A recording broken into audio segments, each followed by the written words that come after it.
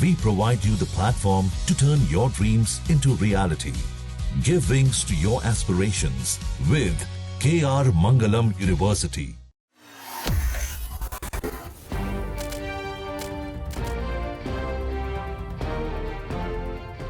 Supreme court ने पत्नी को जलाकर मारने वाले व्यक्ति की उम्र कैद की सजा को बरकरार रखते हुए महिलाओं पर होने वाले अत्याचार और समाज की पितृसत्तात्मक सोच पर कड़ी टिप्पणियां की हैं। कोर्ट ने कहा है कि कानूनी और आर्थिक प्रगति तो बड़े स्तर पर दिखाई देती है, लेकिन पितृसत्ता अभी भी रोजमर्रा की जिंदगी में गहराई तक व्याप्त है। दहेज गैर कानूनी है और दशकों से ऐसा ही है, लेकिन इसे बनाए रखने वाले सामाजिक मान्यता खत्म नहीं हो सकी। अभी भी महिलाओं की स्वायत्तता सशर्त और सीमित है। कोर्ट ने कहा कि भले ही महिला कमाती हो, लेकिन उससे उम्मीद की जाती है कि वो घर का काम निपटाकर नौकरी पर जाए और वापस आकर खाना बनाएगी और गृहस्थी देखेगी। नमस्कार, जजमेंट समझिए माला दीक्षित से कार्यक्रम में आपका स्वागत है। आज मैं आपके साथ इसी जजमेंट पर चर्चा करूंगी। ये मामला जिसमें कोर्ट ने देश की सामाजिक व्यवस्था में महिलाओं की स्थिति और पितृसत्तात्मक मानसिकता के बने होने की बात कही है, वो राजस्थान का था, जिसमें पत्नी को जलाकर मार देने के दोषी शंकर ने सुप्रीम कोर्ट में अपील दाखिल करके सजा को चुनौती दी थी। सुप्रीम कोर्ट ने शंकर की अपील खारिज करते हुए निचली अदालत और हाई कोर्ट के फैसले को सही ठहराया है, जिसमें उसे उम्र कैद की सजा सुनाई गई थी। सुप्रीम कोर्ट ने मृतका के मृत्यु पूर्व दिए गए बयान को विश्वसनीय माना है, जिसमें उसने कहा था कि मेरे पति ने मेरे ऊपर केरोसिन का तेल डालकर आग लगा दी थी। भारतीय समाज में व्याप्त पितृसत्तात्मक सोच और महिलाओं पर अत्याचार होने और उन पर अधिकार कायम रखने की ये जो दुखद तस्वीर इस फैसले में खींची गई है, तो ये फैसला किसने सुनाया है मैं ये भी आपको बता दूं। ये फैसला जस्टिस संजय करोल और जस्टिस एन कोटेश्वर सिंह की पीठ ने दिया है। पीठ की ओर से ये फैसला जस्टिस संजय करोल ने लिखा है और फैसले में अगर देखा जाए जिस मामले में फैसला दिया गया है, अगर उसके तथ्यों पर निगाह डालें देखें तो शादी को 1 महीना भी नहीं हुआ था। शंकर नशे का आदी था और वो अक्सर शराब पीकर पत्नी को मारता पीटता था। घटना के दिन उसकी पत्नी पास में ही उसका मायका स्थित था, वहां गई थी।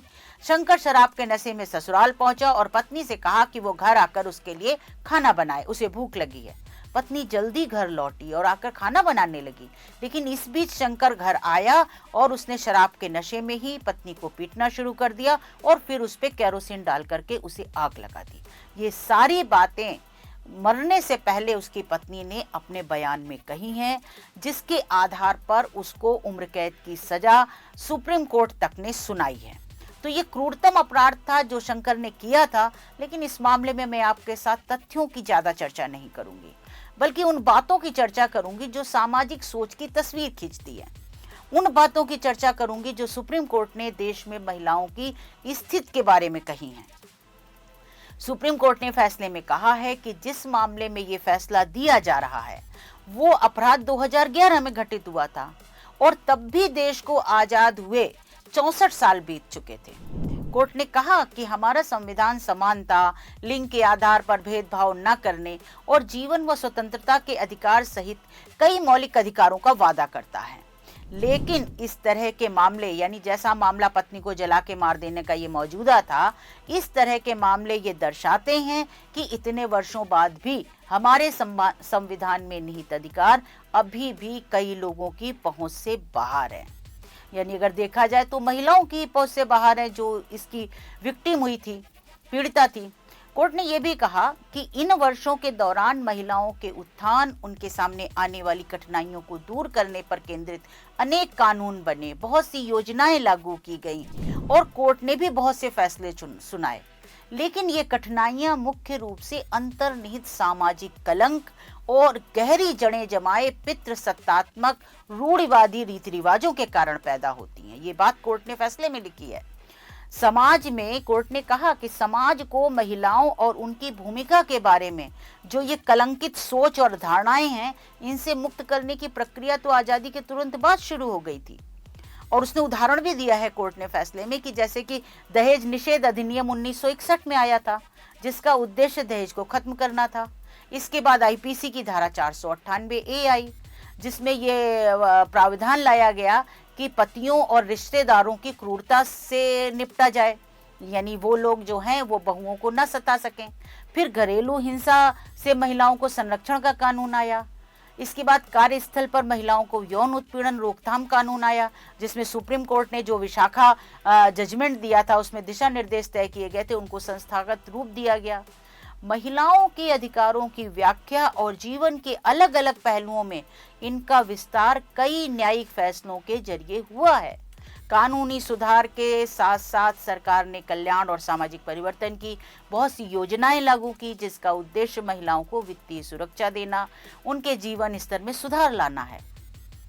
कोर्ट ने फैसले में ऐसी बहुत सी सरकारी योजनाएं और फैसले जो है और कानून जो है उनको उद्धृत किया है, बताया है। उसमें कोर्ट ने सामाजिक रूढ़ियों और पितृसत्तात्मक सोच को खत्म करने वाले फैसलों का भी जिक्र किया है, जिसमें कि कोर्ट ने ये 3 तलाक जो खत्म करने का फैसला आया था, या जो एडल्ट्री का लॉ खत्म किया गया था वो फैसला आया था। ऐसे बहुत से फैसलों का जिक्र जो है कोर्ट ने अपने इस ताज़ा फैसले में किया है। तो कोर्ट ने ये कहा है कि सरकार की भी अलग अलग शाखाओं ने लगातार दखल दिया, इसके बावजूद जो ये आंकड़े हैं वो दिखाते हैं कि सब कुछ ठीक नहीं है। यानी ये बहुत बड़ी बात है जो सुप्रीम कोर्ट ने कही है कि जो तस्वीर सामने आंकड़ों से आ रही है वो ये दिखाती है कि सब कुछ ठीक नहीं है, यानी चीजें अच्छी नहीं नजर आ रही हैं, और वो आंकड़े गंभीर तस्वीरें पेश करते हैं। जैसे एनसीआरबी का 2023 का आंकड़ा देखा जाए तो वो बताता है कि महिलाओं के खिलाफ 4,48,000 से ज्यादा अपराध दर्ज हुए। दहेज से जुड़ी हिंसा में हर साल 6,000 से ज्यादा लोगों की जान जाती है। इससे पता चलता है कि जो प्रथाएं अभी भी बनी हुई हैं, जिन्हें बहुत पहले गैरकानूनी घोषित कर दिया गया था। इतने ही नहीं, राष्ट्रीय महिला आयोग के पास जो शिकायतें आती हैं उनसे ये दिखाई देता है कि घरेलू हिंसा सबसे ज्यादा रिपोर्ट करने वाली शिकायत है। कोर्ट ने ये सारी बातें अपने फैसले में नोट की हैं, और कोर्ट ने फैसले में कहा है कि प्रगति और हिंसा का एक साथ होना एक विरोधाभास की ओर इशारा करता है। यानी एक विरोधाभासी व्यवस्था हो गई ना, कि आप प्रगति भी कर रहे हैं, देश निश्चित तौर पर बहुत प्रगति कर चुका है, बहुत सारी चीजें बदली हैं, महिलाओं के उत्थान के लिए काम हुआ है, लेकिन स्थिति अभी भी नीचे उन पर अत्याचार की जो आंकड़े हैं वो दिखा रहे हैं कि नहीं बदली है। तो ये विरोधाभास की ओर इशारा करता है, कोर्ट ने कहा है। और कल्याणकारी योजनाएं शिक्षा को तो बढ़ावा दे सकती हैं, ये बात कोर्ट ने कही है कि कल्याणकारी योजनाएं जो सरकार चलाती है वो शिक्षा को तो बढ़ावा दे सकती हैं, लेकिन शादी और परिवार में महिलाओं की भूमिका के बारे में लंबे समय से चली आ रही मान्यताओं को नहीं बदल सकती। और इसी का नतीजा है कि घरेलू हिंसा या पत्नी को जलाकर मार देने जैसी बेहद क्रूर कृत्य किसी अपवाद के तौर पर नहीं, बल्कि एक बीमार सामाजिक लक्षण के तौर पर कायम है। कोर्ट ने ये बहुत बड़ी बात कही है कि इस तरह के क्रूर जो अपराध है ये कोई अपवाद नहीं है, ये हमारी रुग्ण मानसिकता, रुग्ण सामाजिक व्यवस्था का लक्षण है जो अभी तक बना हुआ है। सुप्रीम कोर्ट ने समाज में व्याप्त पितृसत्तात्मक सोच पर भी बहुत टिप्पणी की है, बहुत कड़े शब्दों में कहा है। और कोर्ट ने कहा है कि कई शहरी इलाकों में तो जेंडर बेस्ड रोल की सख्ती से लागू नहीं है, यानी कि जैसे महिला ही घर का काम करेगी, खाना बनाएगी और पुरुष बाहर कमाने जाएगा, तो कई जगह शहरों में ऐसा नहीं भी है। लेकिन फिर भी ग्रामीण और अर्ध शहरी परिवेशों में, यानी कस्बों में और गाँवों में अभी भी पितृसत्ता आज भी रोजमर्रा की जिंदगी का अहम हिस्सा है। घर परिवार के भीतर अधिकार आज भी ज्यादातर पुरुषों के हाथों में है। और कोर्ट ने कहा कि महिलाओं की स्वायत्तता जो है वो अक्सर शर्तों के अधीन और सीमित होती है। ये भी कहा कोर्ट ने कि भले ही महिला खुद कमाती हो, फिर भी उससे यही उम्मीद की जाती है कि वो काम पर जाने से पहले, यानी अगर वो नौकरी पर जा रही है तो उससे पहले वो घर का सारा गृहस्थी का कामकाज ठीक ठाक करके जाए, और काम से लौटने के बाद भी आकर के खाना बनाए जैसे, और घरेलू काम में व्यस्त रहे। ये उससे अपेक्षा की जाती है। ये बात कोर्ट ने अपने जजमेंट में लिखी है। और कोर्ट ने समाज में महिलाओं पर नियंत्रण के बारे में भी एक बहुत मार्मिक सवाल खड़ा किया है। कोर्ट ने कहा है कि दशकों से कानूनों में, योजनाओं में, सुधारों में और कोर्ट के बहुत से फैसलों में, जिसमें कार्यस्थल पर, घरों में, निजी संबंधों में और यहाँ तक कि सशस्त्र बल यानी सेना में भी महिलाओं को समानता को न्यायिक मान्यता दी गई है। और इस सब के बावजूद समाज में महिलाओं के शरीर, उनकी पसंद और उनके जीवन पर नियंत्रण इतना गहरा क्यों बना है? ये बात का जवाब हम भारत के लोग ही दे सकते हैं। ये बात कोर्ट ने कही है। यानी कोर्ट ये कह रहा है कि आज भी इस देश के लोग महिलाओं के शरीर पर, उनकी पसंद पर, उनके जीवन पर नियंत्रण करते हैं। महिलाएं अपनी मर्जी की मालिक नहीं हैं। कोर्ट ने बहुत कुछ कहा है, लेकिन अब देखना होगा कि कोर्ट ने जो कहा है उससे समाज की सोच में कोई परिवर्तन आता है कि नहीं आता है।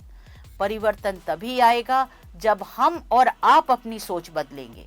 समाज कोई अलग नहीं है, ये समाज हमसे और आपसे मिलकर बना है, इसलिए बदलाव भी हमको आपको मिलकर करना होगा। तो आज बस इतना ही। फिर कोई ऐसा ही महत्वपूर्ण फैसला आएगा तो मैं आपके साथ उस पर चर्चा करूंगी। आप इस कार्यक्रम में मेरे साथ जुड़े रहे, इसके लिए धन्यवाद।